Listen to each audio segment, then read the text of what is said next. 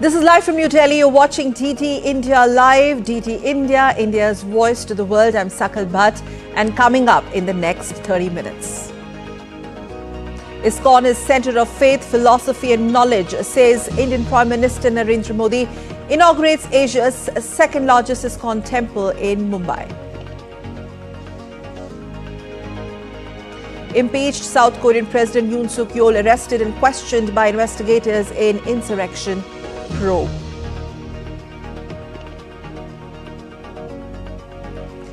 President Biden to lift Cuba's designation as terror sponsor in exchange for prisoners. Cuba says it will release prisoners after talks with Vatican.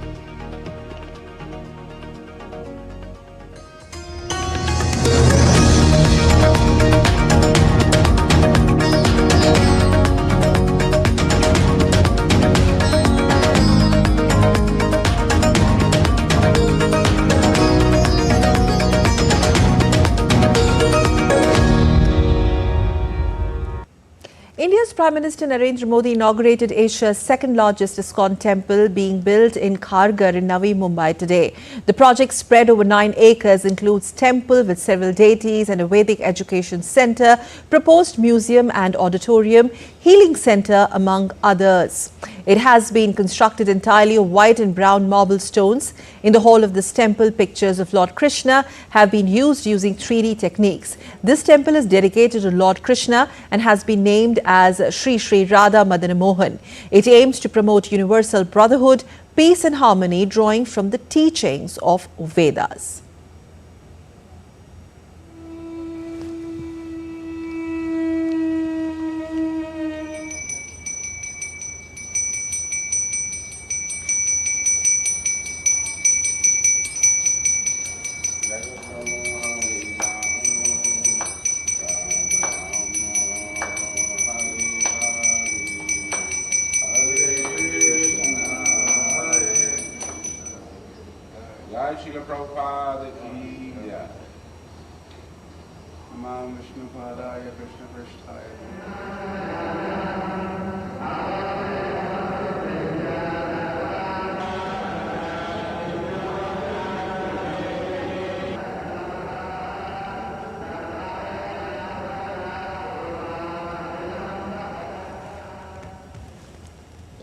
In other news, Prime Minister Narendra Modi dedicated 3 frontline naval combatants, INS Surat, INS Nilgiri and INS Vakshir, to the nation on their commissioning at the Naval Dockyard in Mumbai. With these inductions, India becomes more powerful, guarded and proudly moves in the direction of self-reliance or Atmanirbharta.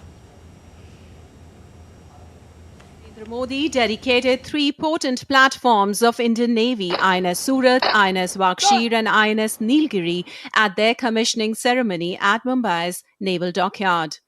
Prime Minister Modi termed it as very big day for India's maritime heritage, the glorious history of the Navy and the Atmanirbhar Bharat Abhiyan. Bharat विस्तारवाद नहीं, भारत विकासवाद की भावना से काम करता है। भारत ने हमेशा open, secure, inclusive और prosperous Indo Pacific region का समर्थन किया है। इसलिए जब समुद्र से सटे देशों के विकास की बात आई तो भारत ने मंत्र दिया सागर। सागर का मतलब है security and growth for all in the region. The commissioning of 3 frontline naval combatants underscores India's unwavering commitment to building a robust and self-reliant defense sector. INS Surat is the 4th and the last ship of the Project 15B guided missile destroyer project, having an indigenous content of 75% and is equipped with state-of-the-art weapon sensor packages and advanced network-centric capabilities. It is also the first AI-enabled Indian naval ship. The ship ranks among the largest and most sophisticated destroyers in the world. you will not find any other ship which is more densely packed with combat potential, with the kind of weapons that we have. So it is an extremely potent platform which adds to the might of the Western Fleet and the Western Naval Command and of course the Indian Navy. INS is the first ship of the Project 17A stealth frigate project and has been designed by the Indian Navy's Warship Design Bureau.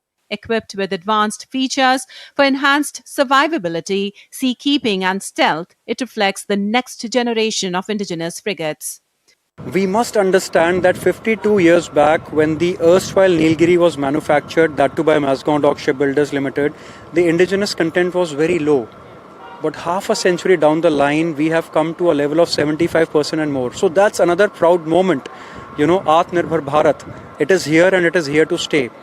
The weapon systems, the sensors of the ship are all primarily designed by Indian vendors in India, and that is what gives us the cutting edge technology in our hands.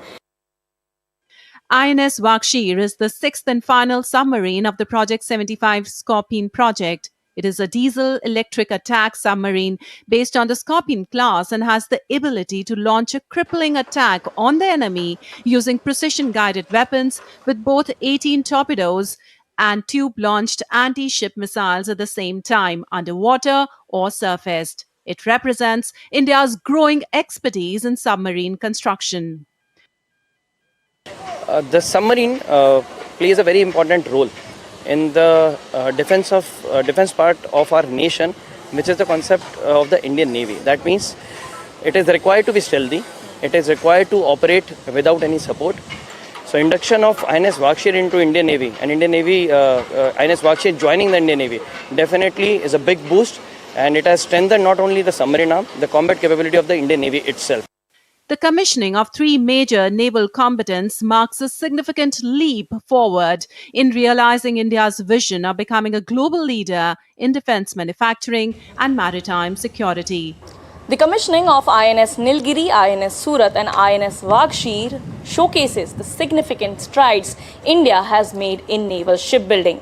Their development underscores India's commitment to self-reliance in defense manufacturing. With camera person Kapil Maske, this is Shama Mishra for DD India, Mumbai. Well, India is celebrating Army Day to mark the occasion when Field Marshal K.M. Cariappa took over the command of the Indian Army from General Sir F.R.R. Booker, the last British Commander-in-Chief in 1949, and became the first Indian Commander-in-Chief of independent India. The theme for the 77th Army Day 2025 is Samarth Bharat Saksham Sena, which actually translates into Capable India, Empowered Army. And this is something that reflects Indian Army's commitment to national strength and its defense prowess.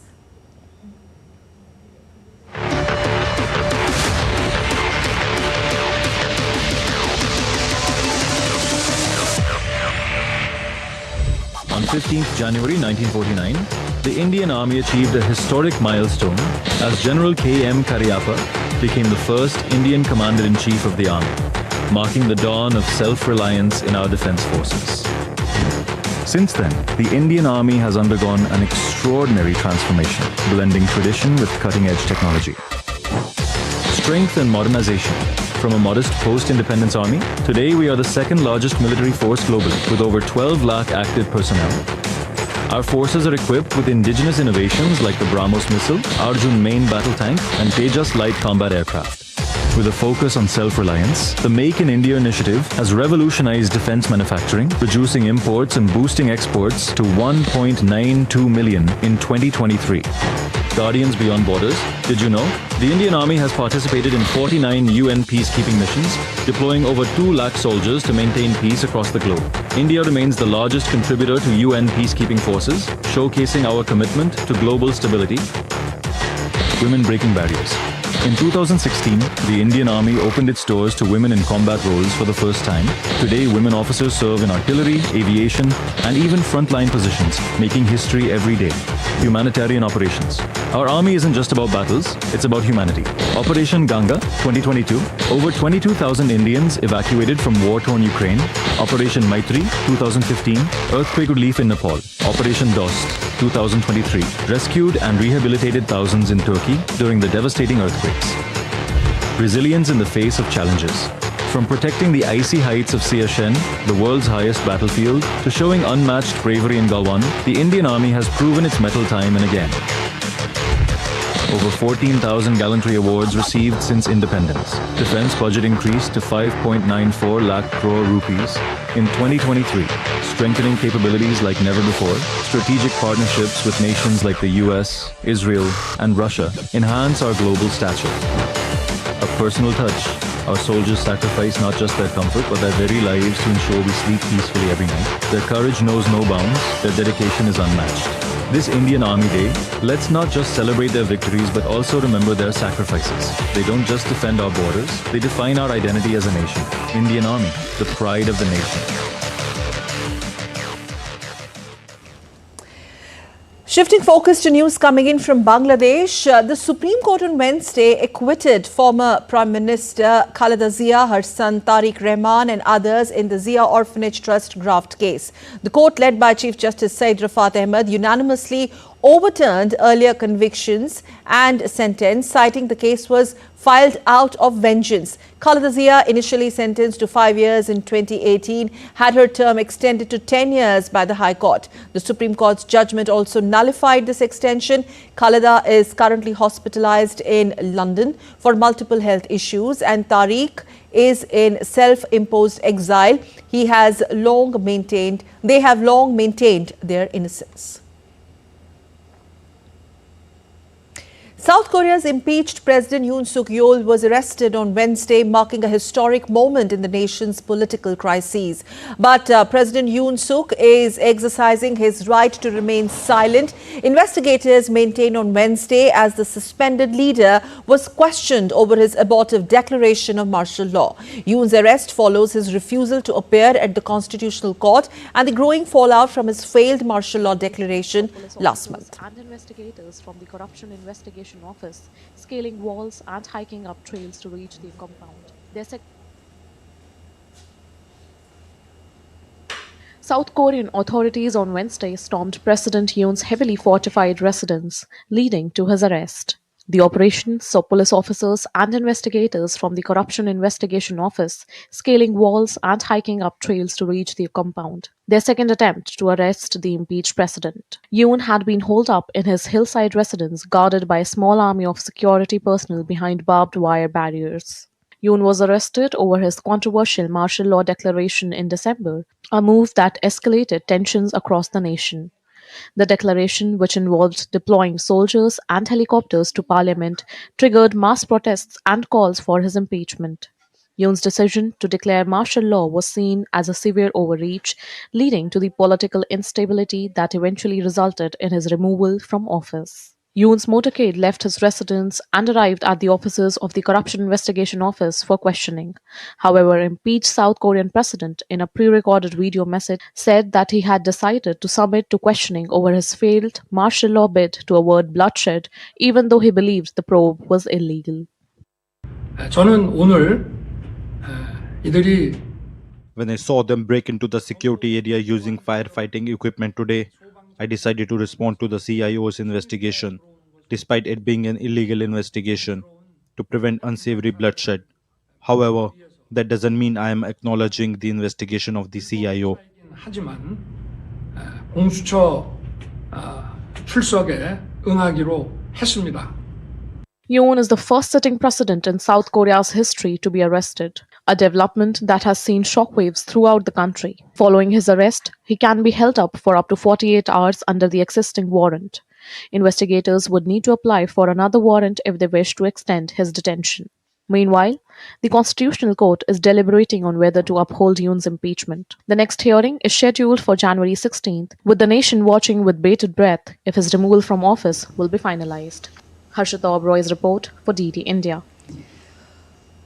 Well, still to come on this edition of DT India. On the other side, this is what we have for you. We'll get you the details on the Mozambique's president-elect Daniel Chapo's inauguration ceremony. And SpaceX rocket launches private missions to Moon.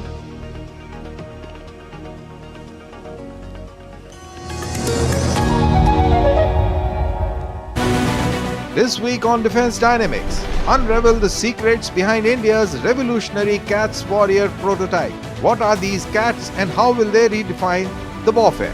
Why is making fighter jet engines still a monumental challenge? We analyze the hurdles. Can Donald Trump bring an end to Ukraine war after January 20th? A geopolitical analysis you can't miss. Updates on India-Maldives defense ties and the evolving dynamics of Afghan-India relations. This Wednesday at 8 p.m. IST only on DD India.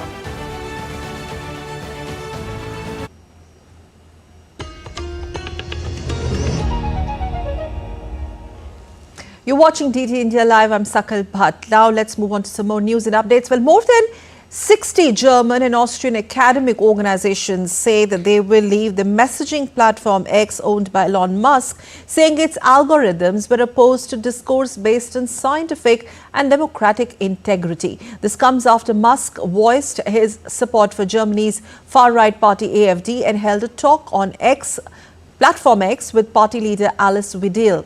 The planned withdrawal in the academic sphere comes as the German government says it is also considering leaving the platform because it was having an agitated and polarizing effect on public political discussion. DW's correspondent Thomas Sparrow joins us from Berlin to in fact gives us more insight into this interesting development. So, Thomas, how relevant are the academic institutions that are claiming that they will leave Platform X, and what did they say in their statement?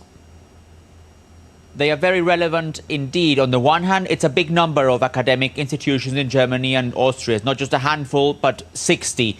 And on the other hand, we're talking of very influential academic institutions. And you may know that here in Germany, universities have a very important standing. So when they announce this decision, this is something that carries weight here in Germany. They specifically stressed, and I'll summarize it briefly, that they believe that X is basically no longer in agreement with their own values and with the type of debate that they would like to see on the platform. This comes specifically after a very big debate in the country, which was caused by Elon Musk, the owner of X, supporting the far right here in Germany. In fact, Elon Musk held a conversation on X with the co-leader of the AfD, Alice Weidel, and it was as a result of all this, in the midst of all this, that the academic institutions made the decision to leave the platform. Now, it's important to stress the dilemma that many of these academic institutions may be facing, because on the one hand, it's undoubtedly the case that X and other social media platforms offer a wide reach. So if they want to communicate, obviously this is a way in which they can communicate broadly. At the same time, they believe that that communication is not necessarily happening in a place where the debate is according to the values that they want to share. Is it going to be a blow of sorts to Elon Musk, and how significant is Platform X? How popular is it in Germany, especially now considering the role played by Mr. Musk in German politics? Well, Mr. Musk is playing a significant role in German politics ahead of the federal elections that are going to take place next month. So it's not just any kind of influence. It is something that has caused a lot of debate, controversy, and even criticism here in Germany. The fact that Elon Musk has not only supported the far right, but also criticized very strongly, even insulting the German president and the German chancellor.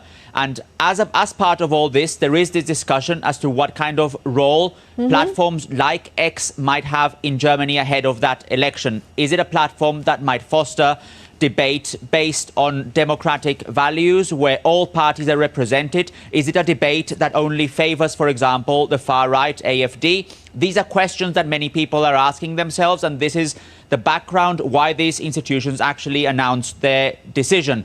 X is a significant platform here in Germany. In fact, the government, academic institutions, other organizations have always, or at least for a long time, put their messages and statements on X. Now, many of them are looking for alternatives. All right. Well, now that they are looking for alternatives, it's going to be interesting to see how this pans out in the next, say 3 to 2 days. Thank you very much for joining us live from Berlin, Thomas Sparrow from DW. Thank you. Well, the Biden administration has notified Congress that it will remove Cuba from its list of state sponsors of terrorism as part of a prisoner release deal. The move will likely be overturned after the return of the office next week of President-elect Donald Trump. He reinstated that Cuba's terror designation in the final days of his first presidency in 2021, banning U.S. economic aid and arms exports to the country. Former Secretary of State Mike Pompeo designated Cuba as state sponsor of terrorism in January 2021, just days before leaving office, saying at the time that Havana was providing support for acts of international terrorism. Well, Cuba said on Tuesday it would release 553 prisoners imprisoned for diverse crimes in response to the announcement. Cuba welcomed the move as a step in the right direction, but lamented it was still under U.S. sanctions in place since 1962. The Catholic Church had been negotiating with the communist-run government over the release of the prisoners. Most of them were jailed following unprecedented island-wide protests in July 2021. Cuba has been one of the just 4 nations designated as state sponsors of terrorism, along with North Korea, Iran and Syria. The Caribbean nation blames the U.S. blockade for its worst economic crises in decades, marked by shortages of fuel, food, medicines and electricity. More news. Ukrainian President Volodymyr Zelensky met with the Prime Minister of Poland, Donald Tusk, in Warsaw, just ahead of Trump's return to the White House. Poland has called this meeting a breakthrough in a historical dispute and wartime exhumations that has stood between the allies. The ties between Poland and Ukraine have been strained by the Volhynia killings that took place from 1943 to 1945. Well, meanwhile, people in Ukrainian capital of Kyiv took shelter at metro stations as Russia launched an air attack on Wednesday. Ukraine's Air Force had warned of numerous groups of missiles launched by Russia amid a nationwide air raid alert, but there were no immediate reports of damage. Ukraine also introduced emergency power cuts in 6 regions amid what authorities described as a massive Russian missile strike. Mozambique welcomed its new president, Daniel Chapo, who took his oath of office on Wednesday amid calls from the country's main opposition to continue protesting against the election result. Frelimo Party's Daniel Chapo got 70.7% of the total vote in October election, ensuring that the party retained power. The country has been roiled by political chaos since election, which led to widespread demonstrations and a deadly response by the police. Now let's take a look at the other stories making news around the world. We begin with Indonesia, where parents in the Indonesian capital, Jakarta, welcomed the government's plan to propose an age limit to social media. On Wednesday, the proposed regulation follows Australia's decision to ban children under 16 from accessing social media with fines for tech giants. City of Tijuana on Mexico's border with the United States declared migrant deportation emergency due to U.S. President-elect Donald Trump's threat of mass deportations of migrants. The measure, approved unanimously by councillors in the city just south of San Diego, California, frees up funds to deal with the potential arrival of deportees. 2 lunar landers built by private companies in the U.S. and Japan have left Earth aboard the SpaceX rocket as part of the rideshare to the moon. The landers will separate once they reach the moon's orbit and conduct independent explorations. They are the latest in a growing number of commercial missions to the moon. I'm getting some really awesome, cool views. And now to news from the Mahakumbh, the largest religious congregation in the world.